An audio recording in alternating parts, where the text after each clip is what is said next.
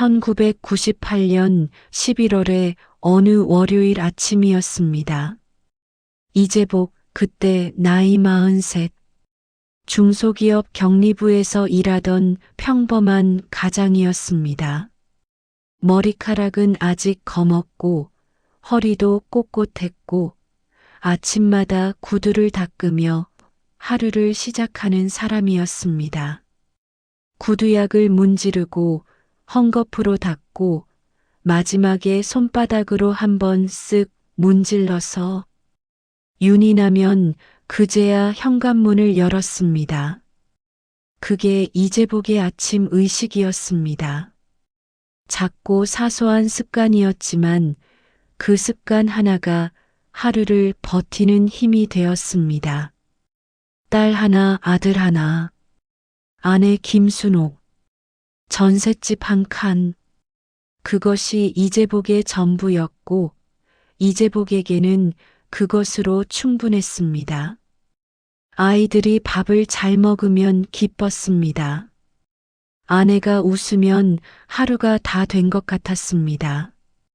그 정도면 충분했습니다. 더 바라지 않았습니다. 아니, 더 바랄 줄을 몰랐습니다. 그런데 그해 가을부터 세상이 이상하게 돌아가기 시작했습니다. IMF라는 세 글자가 텔레비전 뉴스에서 매일같이 쏟아져 나왔습니다. 국제통화기금. 이재복은 처음에 그게 뭔지 잘 몰랐습니다. 격리부에서 일하면서도 그런 큰 세상 이야기는 자기와 거리가 먼 것처럼 느꼈습니다. 뉴스를 보며 아내가 물었습니다. 여보, IMF가 뭐예요? 이재복이 대답했습니다. 글쎄, 뭐 나라에서 잘할 거야.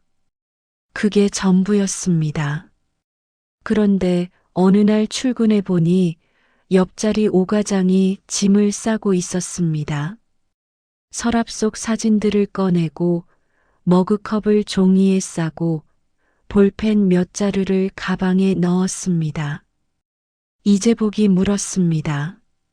오과장, 어디 가요? 오과장이 쓴웃음을 지으며 말했습니다. 나 잘렸어요. 어제 사장님한테 통보받았어요. 이재복은 그 말을 들으며 심장이 한번 내려앉는 것을 느꼈습니다. 오과장은 15년 차였습니다. 회사에서 제일 오래된 사람 중 하나였습니다. 그 사람이 잘렸다면 다음 주에는 김대리가 사라졌습니다. 아무 말도 없이 월요일 아침에 출근해 보니 자리가 비어 있었습니다. 책상 위에 사탕 한 알만 남겨두고 그 다음 달에는 회의실에서 사장님이 눈물을 글썽이며 말씀하셨습니다. 여러분, 회사가 많이 어렵습니다. 이달부터 급여를 30% 줄여야 할 것 같습니다. 죄송합니다. 사장님의 목소리가 떨렸습니다. 회의실은 조용했습니다. 아무도 말하지 않았습니다. 누군가 코를 훌쩍이는 소리만 들렸습니다. 이재복은 집에 돌아오는 버스 안에서 창밖을 내다보았습니다. 거리에는 벌써 실직자들이 넘쳐나고 있었습니다.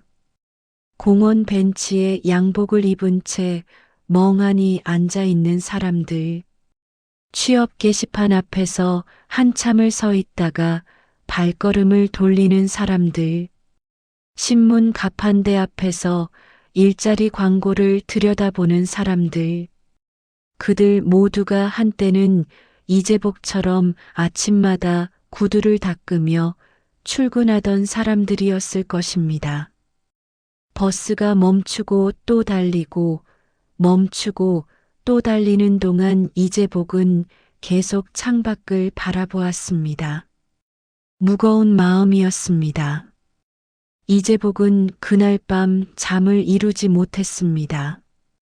순옥이 곁에서 새근새근 잠든 것을 확인하고는 살그머니 일어나 부엌으로 갔습니다. 냉장고 문을 열었다 닫았습니다. 물 한 컵 따라 마셨습니다. 그리고 식탁에 앉아 조용히 생각했습니다. 만약 내가 직장을 잃으면 어떻게 되는가?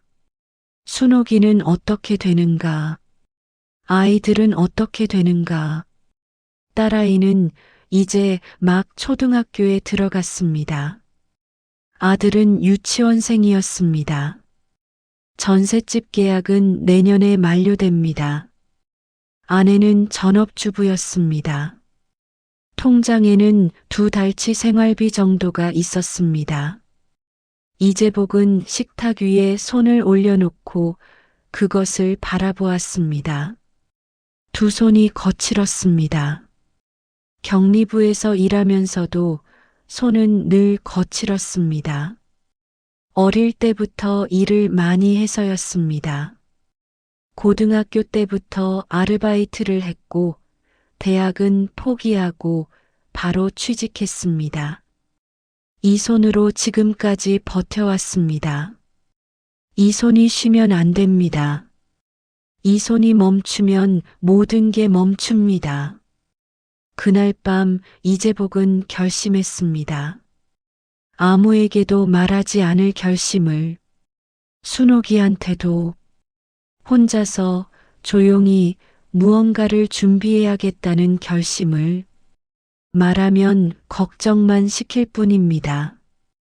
걱정을 나누는 게 아니라 걱정을 2배로 만드는 것입니다. 이재복은 그렇게 생각했습니다. 그리고 다음 월급날 이재복은 처음으로 그 일을 했습니다. 회사 화장실이었습니다. 월급 봉투를 받아 손에 꼭 쥐고 복도를 걸어 화장실로 들어갔습니다. 문을 잠갔습니다. 변기 뚜껑을 닫고 그 위에 앉았습니다. 봉투를 열었습니다. 지폐를 천천히 꺼냈습니다. 그리고 10,000원짜리 3장을 빼서 양복 안주머니에 넣었습니다. 손이 떨렸습니다. 심장이 두근거렸습니다. 세상에 이렇게 작은 일에 이렇게 떨리다니 스스로도 우습다고 생각했습니다. 3만 원입니다. 고작 3만 원. 하지만 그 3만 원은 그에게 단순한 돈이 아니었습니다. 그것은 하나의 다짐이었습니다. 나는 이 가족을 지킨다는 다짐. 무슨 일이 있어도 이 사람들을 굶기지 않는다는 다짐. 아이들이 학원을 다닐 수 있게 해주겠다는 다짐. 순옥이가 아플 때 병원에 데려갈 수 있게 해주겠다는 다짐. 이재복은 화장실 거울 앞에 섰습니다. 눈을 바라보았습니다. 그리고 속으로 말했습니다. 할 수 있어. 괜찮아. 화장실 문을 열고 나왔을 때 집에 돌아오니 아내가 저녁상을 차리고 있었습니다. 여보, 밥 먹어요. 아내는 그 한마디를 하고 돌아섰습니다. 아무것도 눈치채지 못한 얼굴로. 이재복은 속으로 생각했습니다. 성공이다. 그렇게 이재복의 비밀 프로젝트가 시작되었습니다. 첫 번째 은닉 장소는 양복 안주머니였습니다. 가장 가까이 있고 가장 잘 감시할 수 있는 곳. 출근할 때 양복을 입으면서 손을 한번 넣어 확인합니다. 고개를 끄덕입니다. 퇴근해서 양복을 벗으면서 다시 확인합니다. 고개를 끄덕입니다. 잠들기 전에 옷걸이에 걸린 양복을 한번 바라봅니다. 안심합니다. 잠이 듭니다. 꿈에서도 양복 안주머니를 확인합니다. 그리고 고개를 끄덕입니다. 이 루틴이 2달째 이어지던 어느 날 아내 순옥이 말했습니다. 여보, 양복 세탁소에 맡길게요. 좀 묵었어요. 이재복은 0.3초 만에 대답했습니다. 아, 안 더러워. 아직 괜찮아. 순옥이 가까이 다가오더니 코를 킁킁거렸습니다. 여보, 뭐가? 아직 괜찮다는 사람이 왜 이렇게 긴장해요? 이재복은 어색하게 웃으며 말했습니다. 긴장은 무슨, 그냥 아직 입을 수 있다고. 멀쩡해. 봐, 멀쩡하잖아. 이재복이 양복 앞서풀 2손으로 잡아당기며 어필했습니다. 순옥은 그냥 고개를 끄덕이고 부엌으로 돌아갔습니다. 이재복은 식은땀을 닦았습니다. 그날 저녁 이재복은 양복을 들고 혼자 화장실에 들어갔습니다. 그리고 양복 안주머니에서 돈을 꺼내 욕실 수납장 안수건 사이에 임시로 넣어두었습니다. 다음 날 아침 아내가 세탁소에 양복을 들고 나간 것을 확인하고 돈을 다시 다른 데 숨겼습니다. 작전명 양복 시대 이렇게 종료되었습니다. 며칠 뒤 이재복은 비상금을 새로운 장소로 옮겼습니다.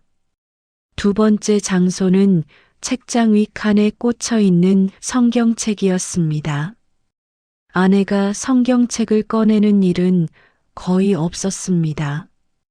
모태 신앙이긴 했지만 교회를 자주 가는 편은 아니었고 성경책은 주로 책장 위에 고이 모셔져 있었습니다. 이재복은 그 성경책을 꺼내 들었습니다. 한가운데 욥기 즈음을 펼쳤습니다. 그리고 돈을 접어 넣었습니다. 다시 덮고 다시 꽂았습니다. 이재복은 뒤로 물러서서 책장을 바라보았습니다. 완벽했습니다. 아무도 모를 것이었습니다. 그러다 이런 생각이 들었습니다. 돈을 성경책 안에 넣었으니까 혹시 이게 신성 모독이 되는 건 아닐까? 이재복은 성경 지식이 많지 않았지만 그게 좀 걸렸습니다. 잠시 고민하다가 결론을 내렸습니다. 괜찮다. 이 돈은 가족을 지키기 위한 거니까 하나님도 이해해 주실 거다. 아마. 그로부터 3개월 뒤 추석 연휴 전날 아내가 갑자기 선언했습니다. 명절 전에 집 대청소 해야겠어요. 책장도 다 닦고, 커튼도 빨고, 냉장고도 정리하고, 이재복의 등에 식은땀이 흘렀습니다. 책장 닦기, 성경책을 꺼내게 된다는 말입니다. 그는 재빨리 말했습니다. 내가 할게. 내가 닦을게. 당신은 음식이나 해. 순옥이 눈을 동그랗게 뜨며 말했습니다.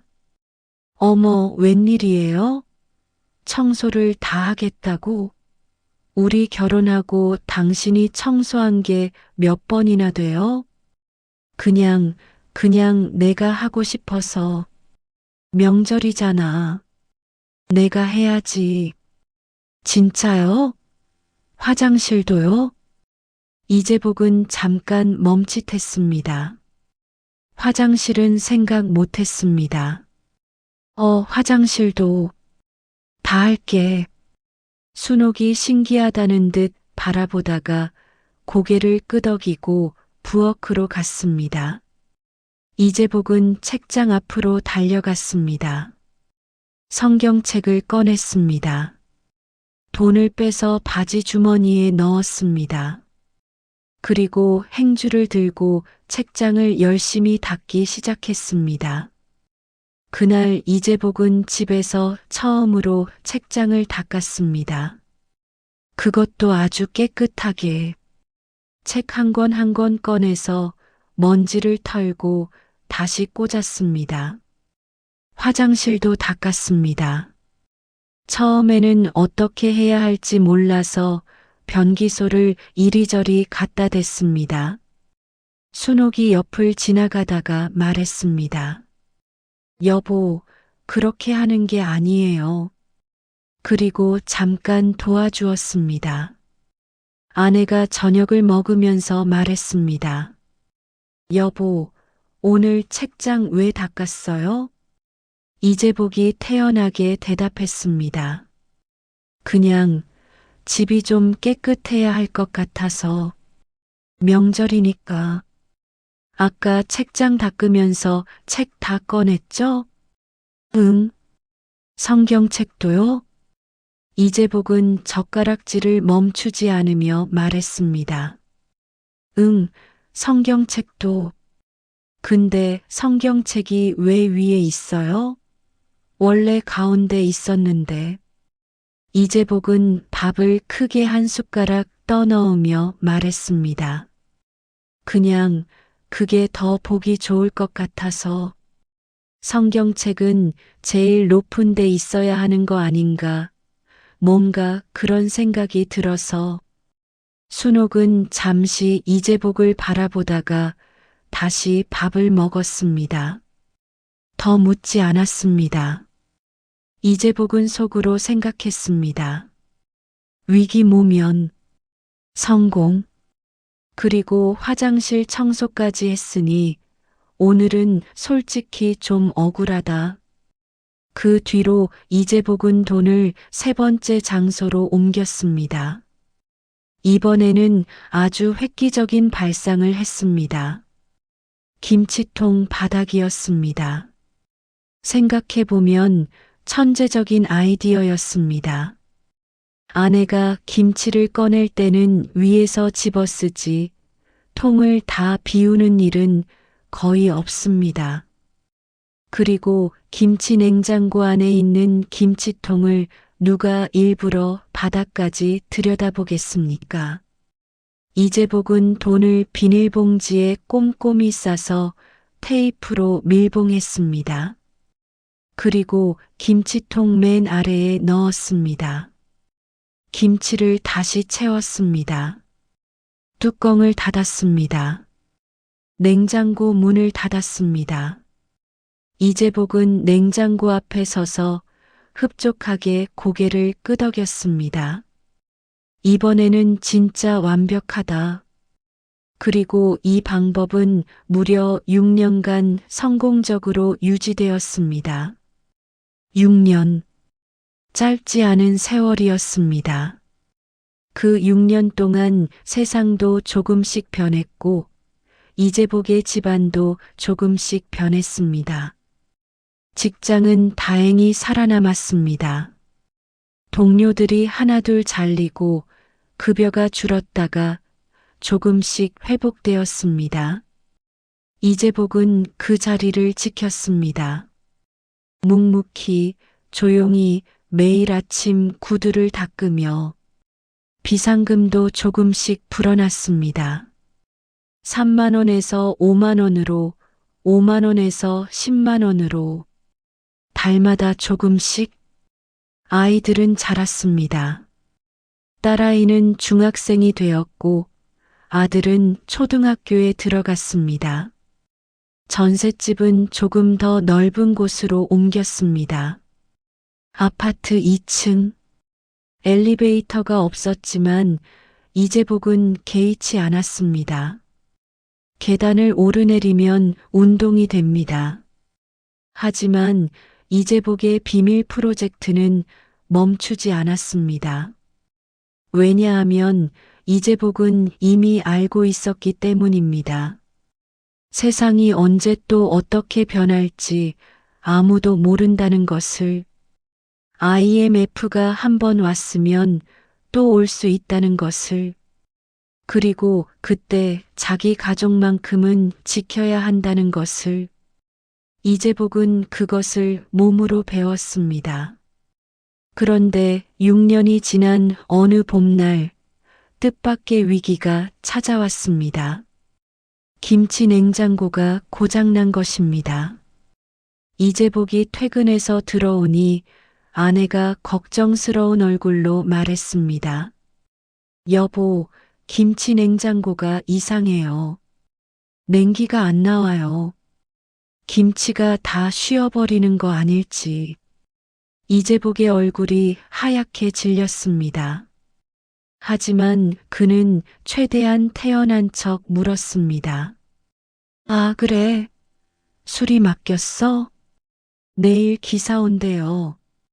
근데 냉장고를 드러내야 한대요.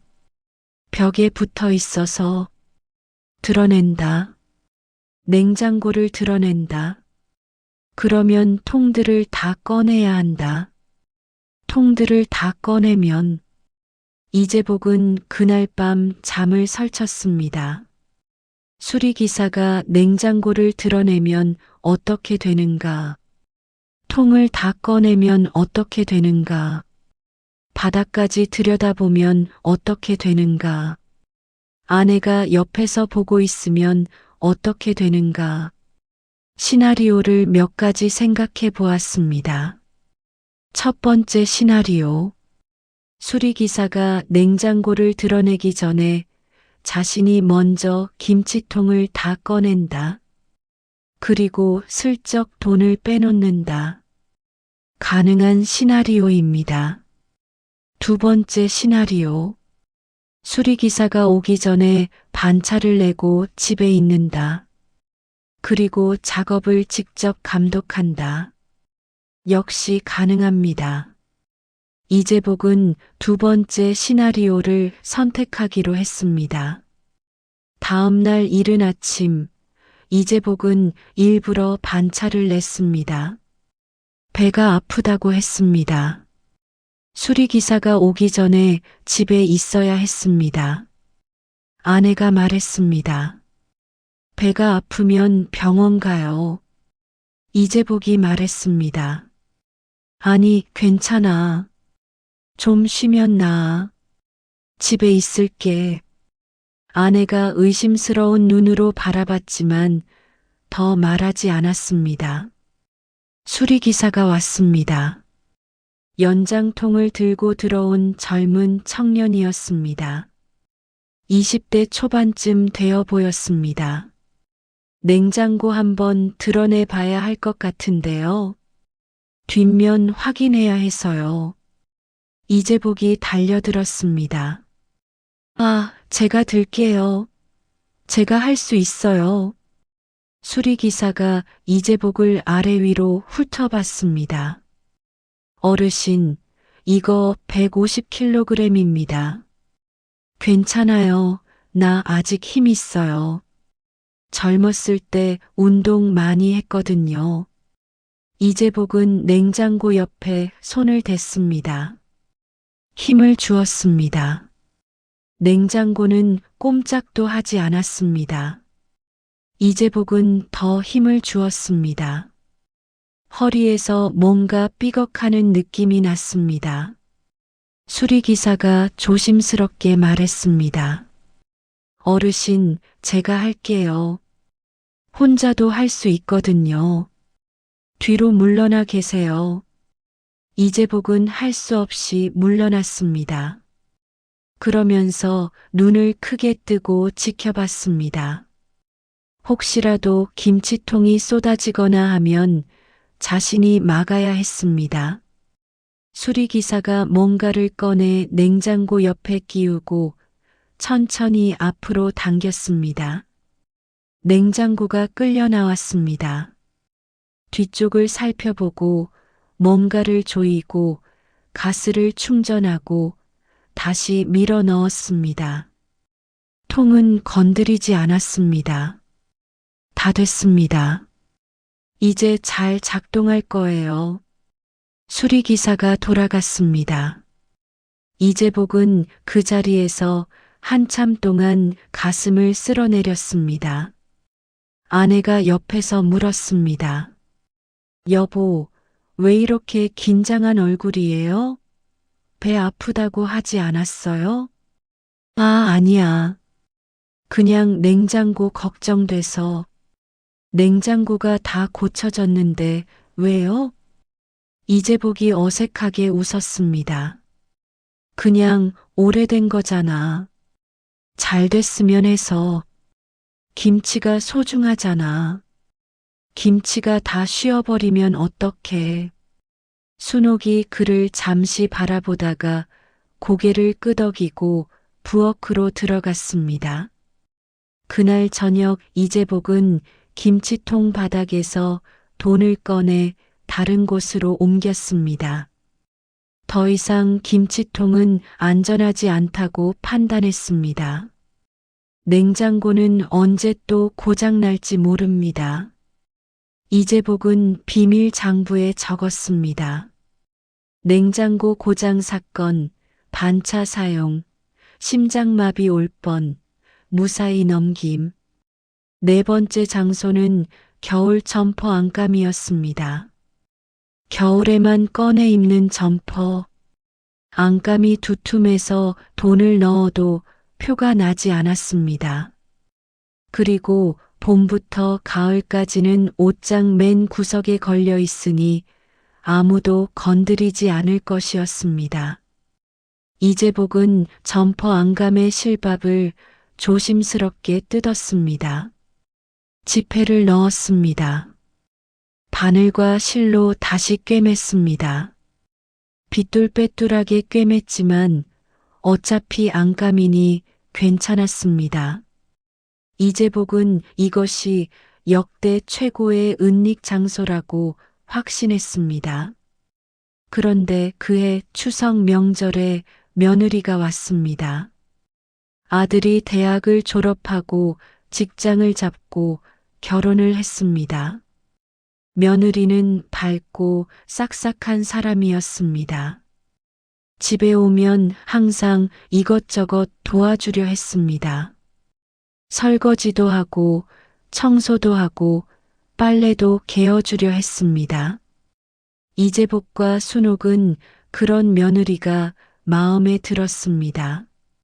아들이 좋은 사람을 만났다고 생각했습니다. 명절 다음 날 아침이었습니다. 며느리가 집안을 살피다가 옷장 앞에 서더니 말했습니다. 아버님, 겨울 점퍼 드라이 맡겨드릴게요.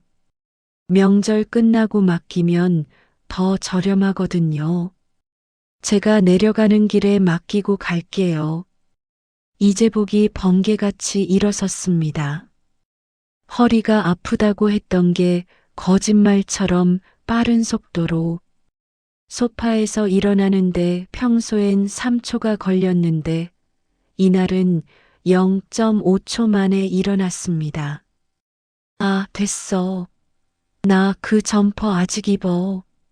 며느리가 의아하다는 듯 말했습니다. 아버님, 지금 여름이잖아요. 겨울 되면 입으려고. 좀 있으면 또 겨울 오잖아. 아내가 옆에서 조용히 말했습니다. 여보, 작년부터 안 입었잖아요. 이재복이 잠깐 멈칫했다가 웃으며 말했습니다. 올겨울엔 입을 거야. 확실히. 그냥 둬. 며느리가 웃으며 말했습니다. 그럼 나중에 가져오시면 제가 맡겨드릴게요. 아니야, 됐어. 내가 알아서 해. 며느리가 멋쩍게 웃으며 다른 것을 정리하러 갔습니다. 이재복은 그 자리에서 등에 식은땀이 흐르는 것을 느꼈습니다. 그날 밤 며느리와 아들이 돌아가고 나서 이재복은 점퍼 안감에서 실밥을 다시 뜯고 돈을 꺼냈습니다. 그리고 한참 생각했습니다. 도대체 어디가 안전한가? 그리고 5번째 장소를 찾아냈습니다. 베란다 제일 구석에 있는 화분 밑이었습니다. 이재복은 베란다 구석 화분을 들었습니다. 화분 안흙을 절반쯤 퍼냈습니다. 돈을 비닐봉지에 넣어 그 안에 넣었습니다. 흙을 다시 채웠습니다. 화분을 내려놓았습니다. 이재복은 흡족해하며 생각했습니다.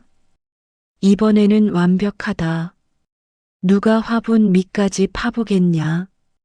그런데 며칠 뒤 아내가 베란다 청소를 하다가 화분을 들더니 말했습니다. 이 화분 왜 이렇게 무거워졌지? 이재복이 거실에서 신문을 보다가 아무렇지 않은 척 대답했습니다. 흙을 많이 넣었나 봐. 흙을 더 넣었어요? 왜요? 그냥 식물이 잘 크라고. 뿌리가 깊이 뻗어야 잘 크잖아. 순옥이 화분을 내려다보다가 말했습니다. 이 화분 죽은 거 당신도 알죠? 이재복이 화분을 보았습니다. 식물이 완전히 말라 있었습니다. 줄기가 바싹 굳어 있었고 잎은 다 떨어졌습니다. 살아있는 흔적이라고는 없었습니다. 그냥 두면 살아날 수도 있잖아. 식물이 원래 강한 거야. 봄 되면 또 나올 수도 있어. 순옥이 그를 잠시 바라보다가 말했습니다. 이거 선인장도 아니에요. 그리고 다른 화분으로 걸음을 옮겼습니다. 이재복은 그날 죽은 화분 밑에서 돈을 꺼냈습니다. 그리고 더 이상 장소를 새로 개발하는 것을 포기했습니다. 너무 힘들었습니다. 여기저기 숨기고 위기마다 옮기고 위장하고 변명하고 이게 다 가족을 지키기 위한 것인데 어느 순간 이게 가족과 싸우는 느낌이 들었습니다. 이재복은 그냥 낡은 서류 가방 안쪽 지퍼 주머니에 돈을 보관하기로 했습니다. 오래된 가방이라 아무도 관심을 갖지 않는 물건이었습니다. 그리고 그 봉투 옆에는 이재복이 손수 작성한 비밀 장부가 있었습니다. 표지에는 이렇게 적혀 있었습니다. 텃밭 일지. 텃밭이 없는 아파트에 사는 사람이 쓴 텃밭 일지. 혹시라도 누가 보더라도 텃밭 이야기라고 생각하게 하려고 이재복이 직접 생각해낸 제목이었습니다. 아파트에 텃밭 일지가 있으면 이상하다는 생각은 나중에 했습니다. 장부 안에는 이런 메모들이 빼곡했습니다. 1998년 11월 1차 확보, 장소 양복, 순옥이 눈치 못 챈 성공. 2001년 4월 위기 발생, 세탁소 사건, 모면 완료 아찔함. 2003년 9월 추석 청소 위기, 반차 사용, 극정 모면, 화장실 청소는 덤. 2005년 3월 장소 김치통으로 이동, 작전명 김장시대 개막. 2011년 6월 냉장고 고장 사건, 반차 사용, 심장마비 올 뻔, 무사히 넘김. 2015년 11월 며느리 드라이 위협, 순발력으로 극복, 허리 괜찮음. 2018년 5월 화분 작전 실패, 식물 사망 확인, 뿌리는 깊었으나 돈은 살았음. 그리고 마지막 페이지에는 이렇게 적혀 있었습니다. 나는 아직 들키지 않았다. 나는 프로다.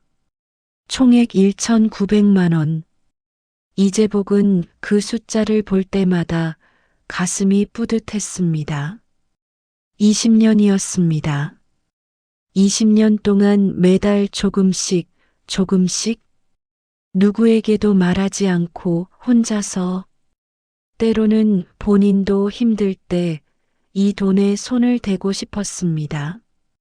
딸아이 대학 등록금 때, 아들 결혼식 때, 아파트 엘리베이터 공사 분담금 때, 그때마다 이재복은 장부를 꺼내 보았습니다. 그리고 다시 덮었습니다. 이 돈은 아닙니다. 이 돈은 다른 용도입니다. 이재복은 이 돈을 쓸 날을 이미 정해두었습니다. 퇴직하는 날이었습니다. 그날 이 돈을 꺼내 아내 앞에 내놓을 생각이었습니다. 그리고 말할 생각이었습니다. 여보, 제주도 가자. 비즈니스 타고 오션뷰 호텔에서 랍스터 먹으면서 내가 쏠게. 평생 아내에게 한 번도 제대로 된 여행을 시켜주지 못했습니다. 신혼여행도 제주도에서 이틀짜리로 끝냈고 결혼 기념일에는 근처 식당에서 떡볶이를 먹었고 생일에는 케이크 하나 사오는 게 전부였습니다. 순옥이는 한 번도 불만을 말한 적이 없었습니다. 그게 이재복에게는 더 미안했습니다. 불만을 말하는 사람은 기대가 있는 사람입니다. 아무 말도 안 하는 사람은 기대조차 포기한 사람일 수 있습니다. 이재복은 그 생각을 할 때마다 마음이 무거웠습니다. 그래서 더 모았습니다. 더 참았습니다. 퇴직하는 날 멋지게 한 방 보여주겠다는 생각으로 그 꿈을 이제 이룰 수 있을 것 같았습니다. 퇴직식 날 이재복은 꽃다발을 받았습니다. 40년 지기 동료들이 하나둘 악수를 청했습니다. 누군가는 사진을 찍자고 했습니다. 사장님은 퇴직 감사패를 주셨습니다. 이재복은 꽃다발을 들고 감사패를 들고 웃으며 인사를 받으면서 속으로 생각했습니다. 이제 때가 됐다. 집에 돌아가면 아내를 앉혀놓고 가방을 열어야지. 돈을 꺼내야지. 그리고 말해야지. 여보, 이게 뭔지 알아? 20년이야. 당신 몰래 20년 모은 거야. 이걸로 우리 제주도 가는 거야. 비즈니스로. 머릿속에서 이미 영화가 펼쳐졌습니다. 아내가 놀라는 장면, 눈물을 글썽이는 장면, 그리고 꼭 안아주는 장면. 그런데 현실은 그렇게 흘러가지 않았습니다. 퇴직하고 딱 일주일 뒤 보일러가 터졌습니다. 한겨울에 보일러가 터진 것입니다. 수리기사가 왔습니다. 봤습니다. 고개를 저었습니다. 이거 교체해야 합니다. 수리비가 280만 원이 나왔습니다. 이재복은 그날 밤 텃밭 일지 마지막 페이지를 펼쳤습니다. 그리고 적었습니다. 제주도 비즈니스 제주도 이코노미로 조정. 한 달 뒤 큰애한테서 전화가 왔습니다. 딸아이였습니다. 아버지, 저 갑자기 맹장이 터졌어요. 지금 응급실이에요. 수술을 받아야 했습니다. 사위가 달려갔고 이재복도 달려갔습니다. 수술은 잘 됐습니다. 본인 부담금이 170만 원이었습니다. 이재복은 그 돈을 기꺼이 냈습니다. 자식 수술비에 아까울 것이 없었습니다. 그래도 장부에는 적었습니다. 제주도 이코노미 강릉 기차로 조정. 그 다음 달 작은 애인 아들이 전화가 왔습니다. 아버지, 전세 계약이 문제가 생겼어요. 집주인이 갑자기 집을 팔겠대요. 이사를 가야 하는데 보증금이 조금 부족해서요. 300만 원만 한 달만 빌려주실 수 있어요? 죄송해요. 이재복은 전화를 끊고 장부를 꺼냈습니다. 그리고 적었습니다. 강릉 기차 당일치기로 조정. 그리고 또 한 달 뒤 아내가 허리가 아프다고 해서 병원에 갔더니 정밀 검사를 받아야 한다고 했습니다. MRI까지 찍었습니다. 45만 원. 이재복은 한참 동안 장부를 바라보다가 천천히 적었습니다. 당일치기 동네 바다로 조정. 그리고 혼자 중얼거렸습니다. 한강은 공짜지. 이재복은 가방을 열었습니다. 봉투를 꺼냈습니다. 돈을 세었습니다. 2천만 원 가까이였던 돈이 어느새 700만 원 남짓이 되어 있었습니다. 이재복은 오래 그 돈을 바라보았습니다. 20년이었습니다. 20년을 모았는데 퇴직하고 나서 몇 달 만에 절반 넘게 썼습니다. 이재복은 쓸쓸했습니다. 하지만 억울하지는 않았습니다. 보일러가 터지지 않았으면 겨울을 어떻게 낫겠습니까? 딸아이 수술비를 안 냈으면 어떡합니까? 아들 전세가 날아가도록 두면 됩니까? 아내 허리를 그냥 두면 됩니까? 이 돈은 쓰였어야 할 돈이었습니다. 그게 처음부터 이 돈의 용도였습니다. 가족이 필요할 때 쓰는 것. 다만 제주도는 좀 아쉬웠습니다. 그리고 그날 저녁 밥상에서 아내가 말했습니다. 여보. 이재복이 숟가락을 들다가 대답했습니다. 응? 혹시 숨겨둔 돈 있어요? 숟가락이 멈췄습니다. 밥알이 떨어졌습니다. 3개. 이재복은 잠시 아내를 바라보았습니다. 아내의 표정은 읽기 어려웠습니다. 화가 난 것도 아니고 걱정스러운 것도 아니고 그냥 조용히 묻는 표정이었습니다. 이재복은 최대한 태연하게 말했습니다. 무슨 소리야 갑자기. 아내가 말없이 일어났습니다. 부엌으로 갔습니다. 찬장 아래 문을 열었습니다. 뭔가를 꺼냈습니다. 김치통이었습니다. 이재복은 눈을 감았습니다. 모든 것이 끝났다고 생각했습니다. 20년이 이렇게 끝나는구나. 오늘 다 들키는구나. 아내가 김치통을 열면 돈은 없겠지만 설명하기 힘든 상황이 생기겠구나. 그런데 아내가 식탁에 내려놓은 것은 돈이 아니었습니다. 빛바랜 편지 한 묶음이었습니다. 구겨진 영수증들, 그리고 통장 하나. 작고 낡은 통장이었습니다. 표지가 해져서 글씨가 잘 보이지 않을 정도였습니다. 아내가 조용히 말했습니다. 나도 20년 모았어요. 당신 몰래.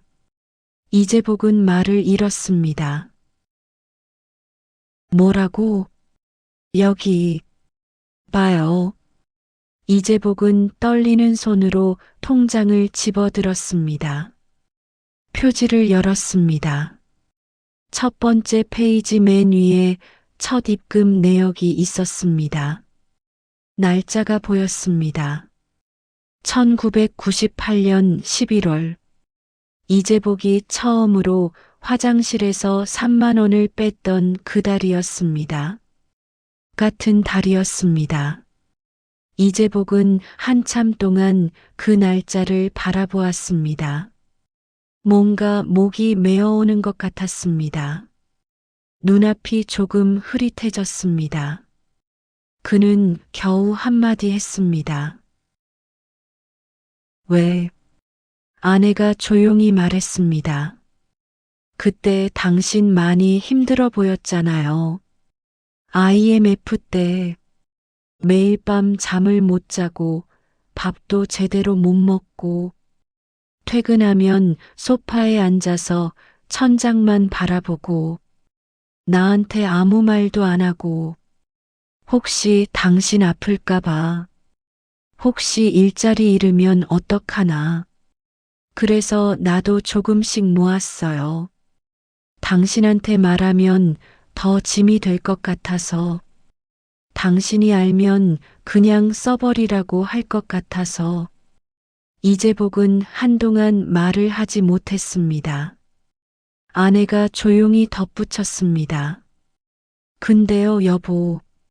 응, 나 사실 알고 있었어요.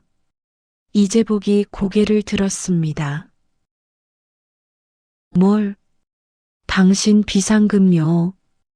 양복 안주머니도, 성경책도, 김치통도. 이재복의 눈이 커졌습니다. 다 알았어? 아내가 잠깐 웃었습니다. 작게, 부드럽게. 화부는 좀 놀랐어요. 거기까지 넣을 줄은 몰랐어요. 흙 냄새가 나던데. 비닐봉지에 싸도 흙 냄새가 배더라고요. 이재복은 말문이 막혔습니다. 아내가 계속 말했습니다. 근데 말 못했어요. 당신이 뭔가 준비하고 있다는 걸 알면서 내가 안다고 하면 그 마음이 무너질 것 같아서 당신이 혼자 짊어지고 싶어 한다는 걸 알았거든요. 그 마음이 당신한테 필요한 것 같아서 그래서 그냥 모르는 척 했어요. 20년을 이재복은 식탁 위를 내려다보았습니다.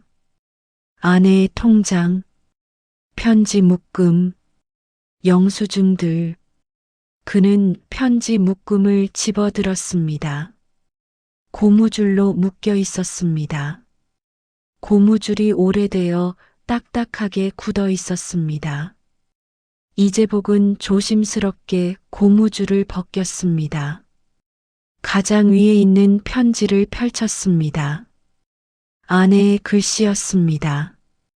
삐뚤빼뚤하지만 정성스러운 글씨. 받는 사람 란에는 이렇게 적혀 있었습니다. 이재복에게. 이재복은 천천히 읽기 시작했습니다.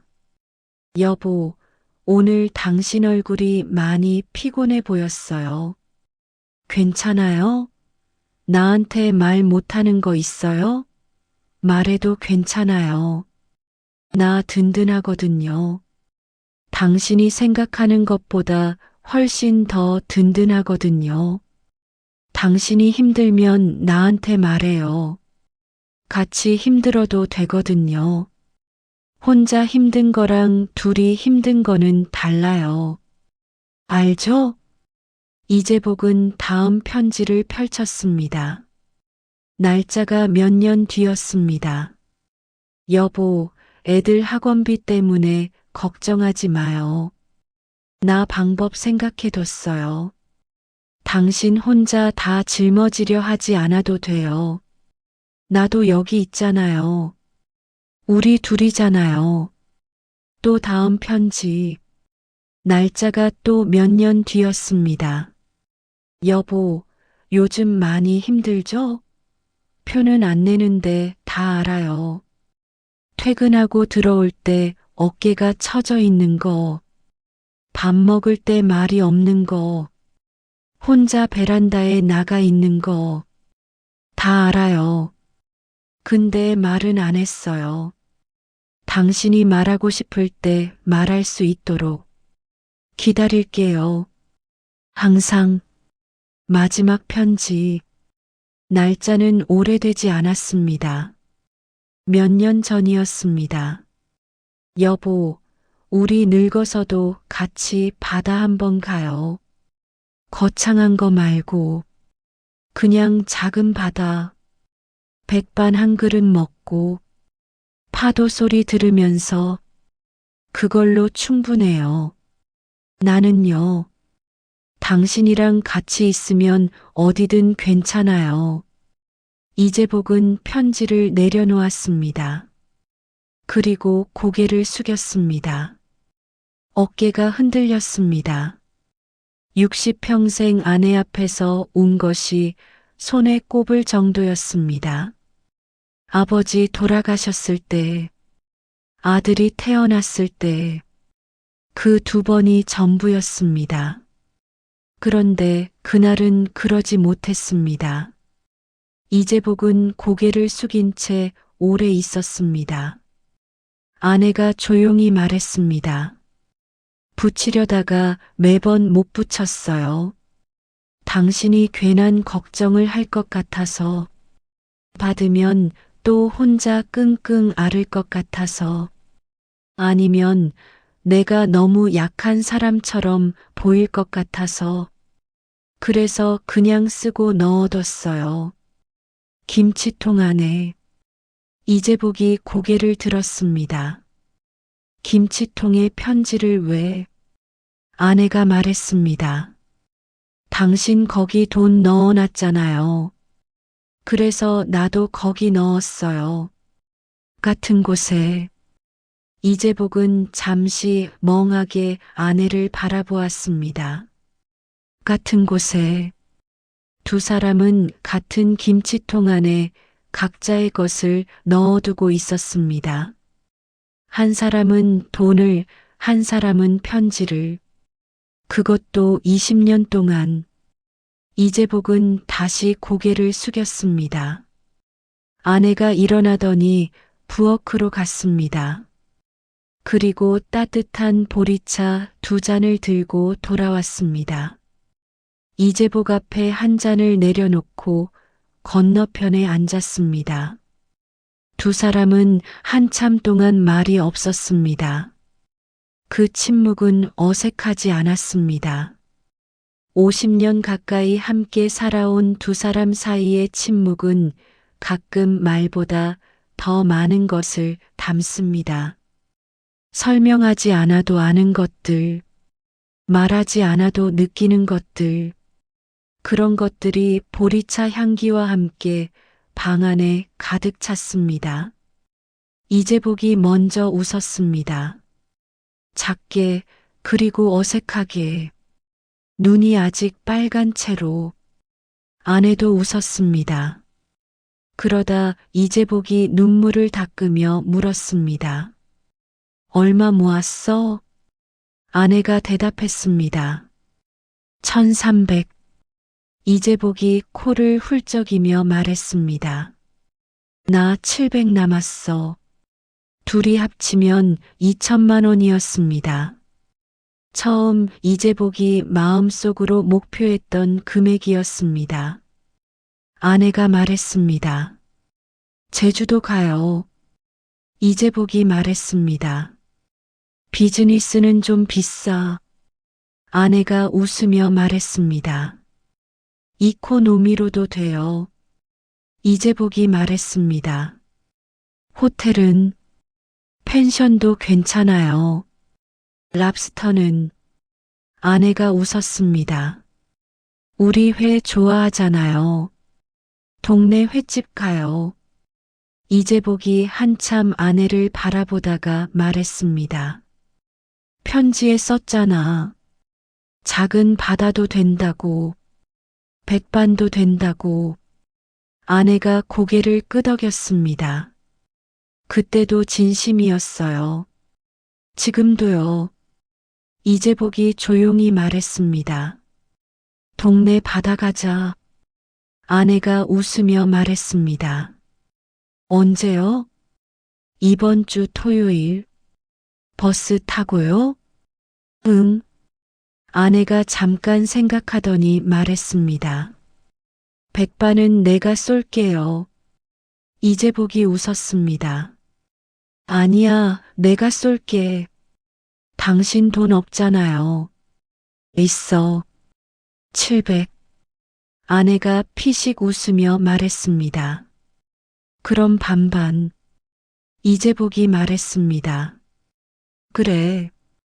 그 토요일 오전 두 사람은 버스에 올랐습니다. 창가 자리에 나란히 앉았습니다. 이재복이 창문 쪽에, 아내가 복도 쪽에. 버스가 출발하자 아내가 슬며시 이재복의 어깨에 기댔습니다. 이재복은 그 무게가 느껴졌습니다. 가볍고 따뜻하고 익숙한 무게. 수십 년을 함께 살아온 사람의 무게. 그것이 이재복에게는 세상에서 가장 익숙하고도 가장 소중한 무게였습니다. 그는 조용히 아내의 손을 잡았습니다. 아내가 손을 잡아왔습니다. 창밖으로 도시가 지나갔습니다. 아파트, 학교, 공원, 편의점, 그리고 점점 건물이 줄어들고 들판이 펼쳐졌습니다. 이재복은 창밖을 바라보며 20년을 생각했습니다. 3만 원에서 시작했습니다.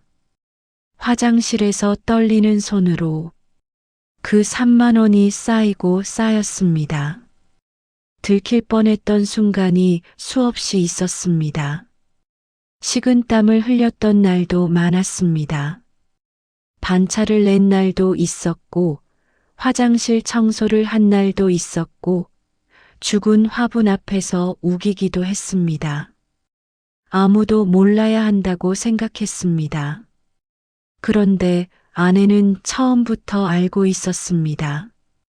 그리고 아내도 같은 것을 하고 있었습니다. 이재복은 그 생각을 하다가 다시 목이 메었습니다. 이번에는 참았습니다. 이미 충분히 울었습니다. 버스가 언덕을 하나 넘었습니다. 그리고 멀리 바다가 보였습니다. 파란 바다, 하얀 파도, 그 위로 늦가을 햇살이 쏟아졌습니다. 아내가 말했습니다. 저기다. 이재복이 말했습니다. 그래. 두 사람은 나란히 바다를 바라보았습니다. 말이 없었습니다. 그럴 필요가 없었습니다. 버스에서 내렸습니다. 바닷가를 걸었습니다. 모래사장이 아니라 작은 돌밭이었지만 파도 소리는 크고 맑았습니다. 갈매기 몇 마리가 하늘을 날았습니다. 바다 냄새가 났습니다. 짭짤하고 시원하고 오랜 기억 같은 냄새. 이재복이 돌을 하나 집어들었습니다. 납작하고 둥근 돌이었습니다. 물수제비 던지기에 딱 좋은 돌이었습니다. 어릴 때 자주 했던 것입니다. 힘껏 던졌습니다. 퐁당. 바다에 그냥 빠졌습니다. 한 번도 튀지 않았습니다. 아내가 웃으며 말했습니다. 실력이 그게 다야요? 이재복이 말했습니다. 너도 해봐. 아내가 돌을 집어들었습니다. 잠깐 자세를 잡더니 힘껏 던졌습니다. 퐁당. 역시 그냥 빠졌습니다. 둘이 동시에 웃었습니다. 크게 소리내어. 점심은 근처 작은 식당에서 백반을 먹었습니다. 생선구이에 된장찌개에 김치, 소박하고 따뜻한 밥상이었습니다. 주인 아주머니가 반찬을 하나 더 갖다 주었습니다. 공짜로. 노부부가 와서 밥을 먹는 게 보기 좋았던 모양입니다. 아내가 말했습니다. 맛있다. 이재복도 말했습니다. 맛있네. 이재복은 그 밥상을 바라보았습니다. 이것이 20년의 결말이었습니다. 비즈니스 좌석도 아니고 오션뷰 호텔도 아니고 랍스터도 아니었습니다.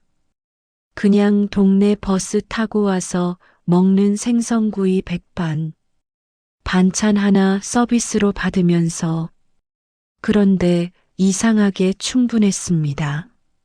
아니, 충분한 게 아니라 이것이 더 좋았습니다. 식사를 마치고 다시 바닷가를 걸었습니다. 해가 기울기 시작하면서 바다가 황금빛으로 물들었습니다. 이재복과 아내는 나란히 걸었습니다. 어깨가 닿을 듯 말 듯. 아내가 말했습니다. 여보, 응, 다음에 또 와요. 이재복이 잠깐 생각하다가 말했습니다. 봄에 오자. 꽃 필 때. 아내가 말했습니다. 좋아요. 여름에도. 좋아요. 가을에도. 아내가 웃으며 말했습니다. 겨울은요? 이재복이 말했습니다. 겨울에도. 근데 그땐 점퍼 챙겨. 아내가 잠깐 멈추더니 물었습니다. 무슨 점퍼요? 이재복이 말했습니다. 그 겨울 점퍼. 아내가 피식 웃었습니다. 이재복도 웃었습니다. 두 사람은 다시 걸었습니다.